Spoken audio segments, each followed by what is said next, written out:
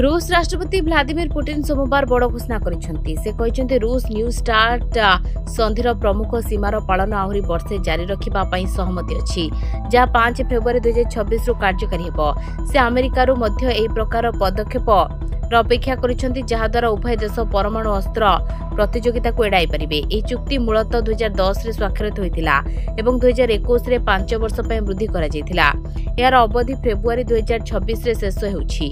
Putin को विवृत्ति Ukraine संकट और विश्व जटिलता मध्य आसी जोठारे परमाणु नियंत्रण उपर आलोचना तीव्र होउछि। पुतिन स्पष्ट करछन्ति रूस 5 फेब्रुआरी 2026 पर वर्षे जाए चुक्तिर मुख्य संख्यात्मक सीमागुड़िकर पालन करने प्रस्तुत अछि। से कहते यापर आम सब परिस्थितिर समीक्षा करी ए स्व लागू कटकणा को जारी रखिबारे निष्पत्ति नेबु। से विश्वास करती जे यह सेतेबेले संभव हो जेबे अमेरिका मध्य एपरि कार्य करिबा एवं केही एमिति पदक्षेप नेबे नाही जहाँ प्रतिरक्षा क्षमतार वर्तमान संतुलन को प्रभावित किंबा भंग करिबो।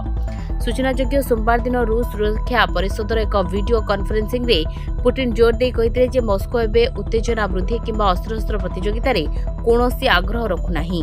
सेमाने रणनैतिक स्थिरतार खराब हेउतबा परिस्थिति विषय आलोचना करिथिले। कहि रखुछु कि रूस राष्ट्रपति 2023 रे न्यू स्टार्ट परमाणु चुक्तिनामा रे निजर अंशग्रहण को स्थगित रखिथिले किंतु मस्को चुक्तिनामार अवधि समाप्त हेबा पर्यंत यार प्रावधानर पालन जारी रखिबार आश्वासन देथिले।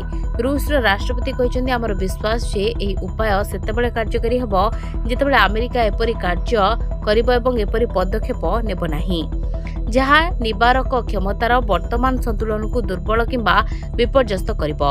पुतिन रूस एजेंसी गुडी को निर्देश दैछन्ति जे संबंधित अमेरिकीय कार्यकलाप पर तीक्ष्ण नजर रखाजो एवं विशेषकर रणनैतिक आक्रमण रे अस्त्र संबंधी कार्यकलाप पर कड़ा नजर रखिबा को निर्देश दैछन्ति। Bureau report Dinalipi live.